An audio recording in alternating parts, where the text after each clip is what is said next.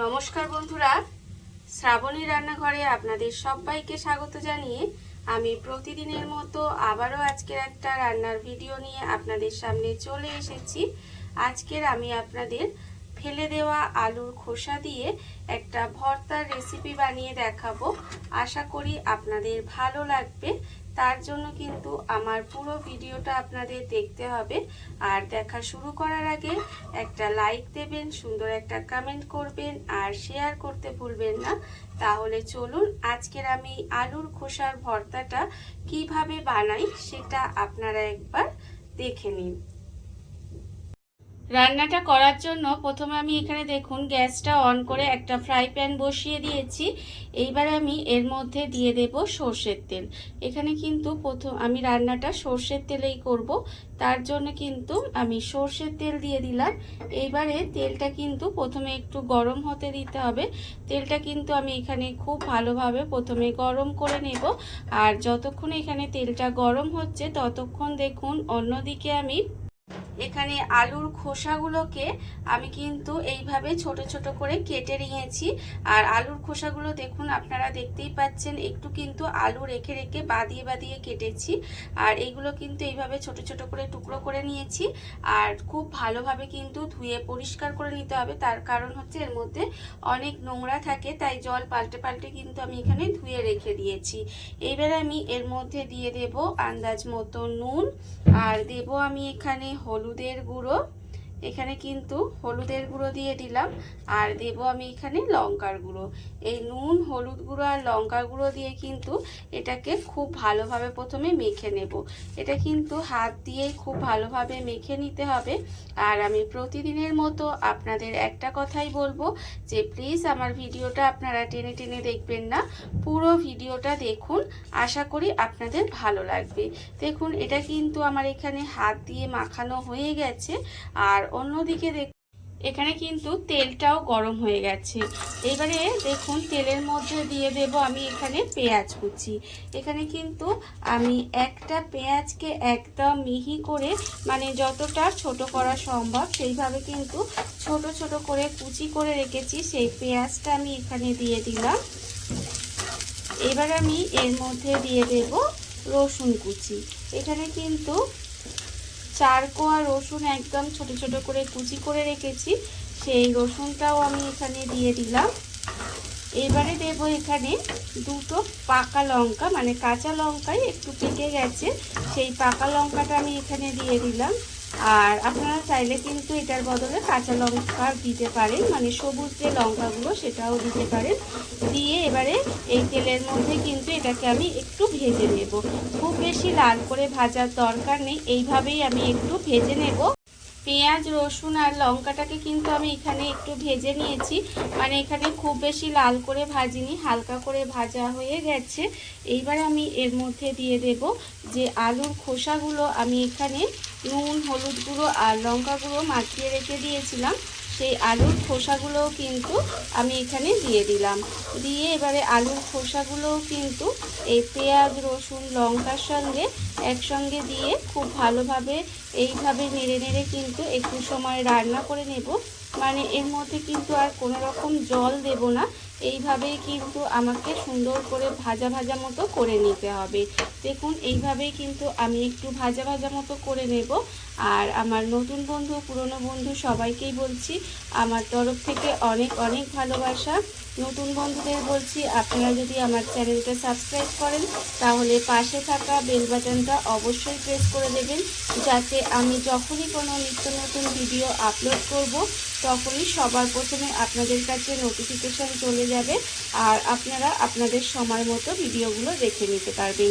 আর পুরনো বন্ধুদের বলছি আপনারা এইভাবে আমার পাশে আছেন, আমার সঙ্গে আছেন, তার জন্য আপনাদের অসংখ্য অসংখ্য ধন্যবাদ জানাই।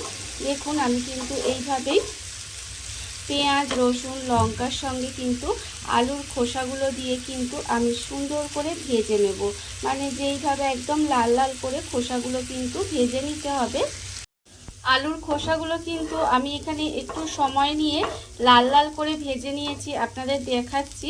আলুর খোসাগুলো কিন্তু একদম সুন্দর করে ভাজা হয়ে গেছে, মানে ভাজতে ভাজতে কিন্তু এতেই আলুর খোসাগুলো সেদ্ধ হয়ে গেছে। আপনাদের দেখাচ্ছি, দেখুন, এই দেখুন আলুর খোসাগুলো কিন্তু সুন্দর করে ভাজা হয়ে একদম সেদ্ধ হয়ে গেছে। যখন দেখবেন এইভাবে একটু ভাজা হয়ে যাবে, তখন কিন্তু আমি এর মধ্যে দিয়ে দেব পোস্ত, গোটা পোস্ত। এখানে হাফ চামচ মতো গোটা পোস্ত দিয়ে দিলাম। দিয়ে কিন্তু এই আলুর খোসাগুলোর সঙ্গে আরও একটু ভেজে নেব। এই ধরুন 1 মিনিট মতো কিন্তু এটা আবারও একটু ভেজে নিতে হবে। আপনারা এতক্ষণ পর্যন্ত যারা ভিডিওটা দেখছেন অথচ একটা লাইক দিতে ভুলে গেছেন, তাদেরকে বলছি প্লিজ একটা লাইক দিয়ে দেবেন। দেখুন পোস্তটা দিয়েও কিন্তু আমায় একটু সময় ভেজে নিতে হবে। গোটা পোস্তটা দিয়েও কিন্তু আমি এখানে একটু সময় ভেজে নিয়েছি। এইবারে আমি এটা গ্যাসটা অফ করে দেব। অফ করে এটাকে একটু ঠান্ডা হতে দেব। তারপরে কিন্তু আবারও আপনাদের সামনে ফেরত আসছি।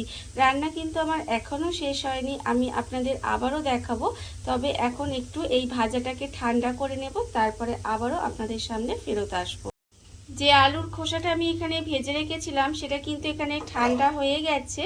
এইবারে দেখুন এই মিক্সির জারটার মধ্যে আলুর খোসাগুলো নেব, নিয়ে কিন্তু মিক্সির জারের মধ্যে দিয়ে এইবারে মিক্সির জারের মধ্যে কিন্তু পুরো আলুর খোসাটা প্রথমে নিয়ে নেব। মিক্সি জারের মধ্যে আমি কিন্তু যে আলুর খোসা, লঙ্কা, পেঁয়াজ, রসুন দিয়ে একসঙ্গে গোটা পোস্ত দিয়ে ভেজে রেখেছিলাম সেটা কিন্তু মিক্সি জারের মধ্যে নিয়ে নিয়েছি। আর এটা কিন্তু ঢালার আগে অবশ্যই ঠান্ডা করে নেবেন। ঠান্ডা করে মিক্সিতে নিয়ে নিয়েছি। এইবারে আমি এটাকে কিন্তু পেস্ট করে নেব। এটাকে কিন্তু খুব ভালোভাবে প্রথমে পেস্ট করে নিতে হবে। মিক্সির মধ্যে দিয়ে আমি কিন্তু এখানে খুব ভালোভাবে পেস্ট করে নিয়েছি। আর এটা কিন্তু এইভাবেই পেস্ট করে নিতে হবে। আর অন্যদিকে দেখুন আমি কিন্তু আবারও গ্যাসটা অন করে ফ্রাই প্যানটা বসিয়ে দিয়েছি। এইবার আমি এর মধ্যে আবারও দেব একটু সর্ষের তেল। এখানে কিন্তু অল্প 1 চামচ মতো আবারও সর্ষের তেল দিলাম। দিয়ে প্রথমে কিন্তু তেলটা আবার একটু গরম করে নেব। যখন দেখবেন তেলটা গরম হয়ে গেছে তখন কিন্তু এই তেলের মধ্যে দিয়ে দিতে হবে প্রথমে অল্প সামান্য একটু কালো জিরে ফোড়ন দিলাম। কালো জিরে ফোড়ন দিয়ে কালো জিরেটা যখন একটু তেলের মধ্যে ভাজা ভাজা হয়ে গিয়ে সুন্দর একটা গন্ধ বেরোবে, তখন কিন্তু এর মধ্যে দিয়ে দেব আবারও পেঁয়াজ কুচি। এখানে কিন্তু একটা পেঁয়াজের, মাঝারি সাইজের পেঁয়াজের আধখানা পেঁয়াজ আবারও এর মধ্যে দিয়ে দিলাম। দিয়ে এবার পেঁয়াজটাকে কিন্তু খুব ভালোভাবে লাল করে ভেজে নেব। আর তার আগে কিন্তু আমি এখানে আবার দিয়ে দেব 2 কোয়া রসুন, একদম মিহি করে কোচানো আছে, সেই রসুনটাও কিন্তু এখানে দিয়ে দিলাম। দিয়ে এবার এটাকে একদম লাল লাল করে ভেজে নেব। এইভাবে যদি আলুর খোসা দিয়ে ভর্তাটা বানান তাহলে দেখবেন খেতে কিন্তু অসম্ভব সুন্দর হয়। গরম ভাত দিয়ে খেতে কিন্তু অসম্ভব লাগে। আপনারা এই আলুর খোসাটা তো সাধারণত আমরা সবাই ফেলে দিই, কিন্তু এই ফেলে দেওয়া আলুর খোসা দিয়েও যে এত সুন্দর একটা ভর্তা বানানো যায় সেটা কিন্তু আপনারা না বানিয়ে খেলে কিন্তু বুঝতে পারবেন না। দেখুন কথা বলতে বলতে কিন্তু এইভাবে পেঁয়াজটা রসুনটা দিয়ে লাল লাল করে ভাজা হয়ে গেছে। আর একটু আমি ভাজবো। দেখুন পেঁয়াজটা কিন্তু আরেকটু লাল করে ভেজে নেব। পেঁয়াজ আর রসুনটা কিন্তু আমি এখানে একদম লাল লাল করে ভেজে নিয়েছি, ভাজা আমার হয়ে গেছে। এইবার আমি এর মধ্যে দিয়ে দেব যে মিক্সির মধ্যে যে আলুর খোসা বাটাটা রেখেছিলাম সেটা কিন্তু আমি একটা বাটির মধ্যে ঢেলে নিয়েছিলাম, সেটা কিন্তু এর মধ্যে দিয়ে দিলাম। দিয়ে এবারে এই পেঁয়াজ রসুনের সঙ্গে তেলের মধ্যে আরেকটু নেড়ে ছেড়ে জাস্ট ভাজা ভাজা করে নেব। দেখুন ভীষণই সহজ একটা রান্না, অথচ এইভাবে যদি আপনারা এই আলুর খোসা দিয়ে ভর্তাটা, আবারও বলছি, বানিয়ে যদি একবার খান না তাহলে কিন্তু আপনাদের স্বাদ মুখে লেগে থাকবে এবং আপনারা কিন্তু আর আলুর খোসা ফেলেও দেবেন না, বারবার করে কিন্তু এই রেসিপিটা বানিয়ে খাবেন। দেখুন এইভাবে কিন্তু আমি খুব ভালোভাবে এই ভাজা পেঁয়াজ আর রসুনের সঙ্গে দিয়ে কিন্তু এটাকে খুব ভালোভাবে মিশিয়ে আবারও কিন্তু একটু সময় ভাজা ভাজা করে নেব। আর প্রথমেই যেহেতু আমি নুন লঙ্কা সব দিয়ে দিয়েছি তাই এই মুহূর্তে কিন্তু আর কিছুই দিতে হবে না। তবে নুন আর লঙ্কাটা আপনারা কতটা ঝাল খাবেন সেটা বুঝে ব্যবহার করবেন। তবে ভর্তা তো একটু ঝালঝালই ভালো লাগে। দেখুন এইভাবেই কিন্তু আমি উল্টিয়ে পাল্টিয়ে জাস্ট একটু ভাজা ভাজা মতো করে নেব, নিলেই কিন্তু আমার এখানে এই আলুর খোসার ভর্তাটা কিন্তু রেডি হয়ে যাবে। দেখুন যখন দেখবেন এইভাবে প্যান থেকে উঠে আসছে, উঠে এক জায়গায় ঠিক জড়ো হয়ে যাচ্ছে, তখনই কিন্তু বুঝতে হবে যে ভর্তা আমার একেবারে রেডি হয়ে গেছে। দেখুন ভর্তা আমার রেডি হয়ে গেছে, প্যানটা ছেড়ে দিচ্ছে, প্যান থেকে এইভাবে উঠে আসছে, তার মানে ভর্তা একেবারে রেডি। এইবারে আমি গ্যাসটা অফ করে দেব আর আপনাদের পরিবেশন করে দেখাবো ঠিক কেমন হলো। দেখুন বন্ধুরা, বাড়িতে থাকা কত অল্প উপকরণে কত অল্প সময় কত সুন্দর একটা আলুর খোসার ভর্তা রেডি হয়ে গেছে, আপনারা দেখতেই পেলেন। আর এটা কিন্তু খেতে অসম্ভব সুন্দর হয়। এইভাবে আপনারাও একদিন হলেও বাড়িতে বানিয়ে দেখতে পারেন। আর এই ভিডিওটা যদি আপনাদের ভালো লেগে থাকে, আপনারা যদি ফেসবুক থেকে দেখে থাকেন পেজটি ফলো করে দেওয়ার অনুরোধ রইল। আর যদি ইউটিউব থেকে দেখে থাকেন চ্যানেলটি সাবস্ক্রাইব করে নেওয়ার অনুরোধ রইল। তাহলে চলুন ভিডিওটা আমি এখানেই শেষ করছি। আপনারা সবাই ভালো থাকবেন, সুস্থ থাকবেন। আবারও হাজির হব নতুন কোনো রান্না নিয়ে।